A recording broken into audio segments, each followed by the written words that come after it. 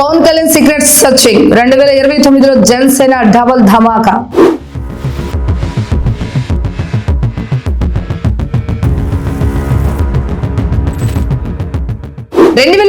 నుంచి జనసేన జెండా మోస్తున్నారా?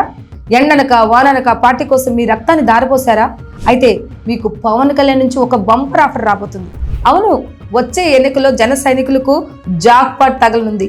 పార్టీ కోసం కష్టపడే వారికి మాత్రమే నా ప్రయారిటీ అంటూ జనసేనాని ఒక సీక్రెట్ ఆపరేషన్ మొదలు పెట్టారు. ఇంతకీ ఏంటి ఆపరేషన్? పవన్ మాస్టర్ ప్లాన్ ఏంటి?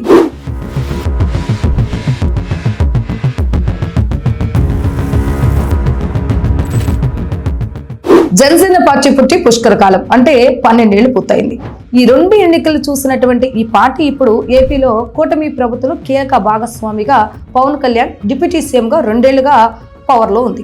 2024 ఎన్నికల్లో 21కి 21 సీట్లు గెలిచి 100% స్ట్రైక్ రేట్తో రికార్డును ఇప్పుడు సృష్టించింది.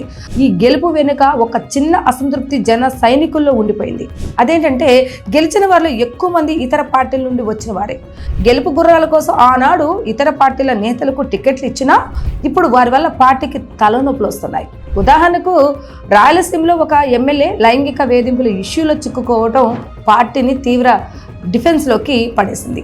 ఇలాంటి వివాదాలతో ఇతర పార్టీల నేతలు జనసేన ఇమేజ్ను డ్యామేజ్ చేస్తున్నారు. అందుకే పవన్ కళ్యాణ్ ఒక సాలిడ్ డెసిషన్ తీసుకున్నారు.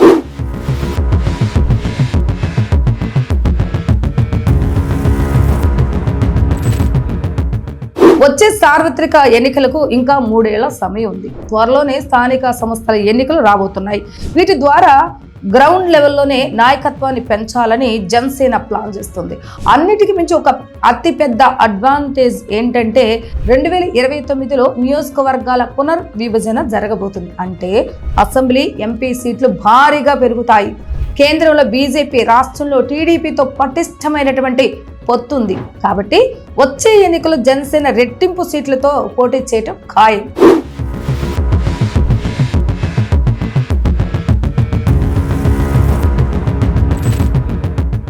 ఇక సీట్లు పెరిగినప్పుడు క్యాండిడేట్ల కావాలి కదా, అందుకే పవన్ కళ్యాణ్ ఇప్పుడు సర్చింగ్ మొదలు పెట్టారు. సమర్థత, నిబద్ధత ఉన్నవారు ఎవరు? జనసేన భావాజాలాన్ని ప్రజల్లోకి తీసుకొని వెళ్ళేది ఎవరు? మొదటి నుంచి పార్టీ జెండా మోస్తున్నది ఎవరు అనే లెక్కలు తీస్తున్నారు. స్థానిక సంస్థల ఎన్నికల నుంచే ఈ వడపోత స్టార్ట్ కాబోతుంది. కష్టపడి పనిచేసే ప్రతి సామాన్య కార్యకర్తకు ఈసారి చట్టసభల మెట్లు ఎక్కే ఛాన్స్ దక్కబోతుంది.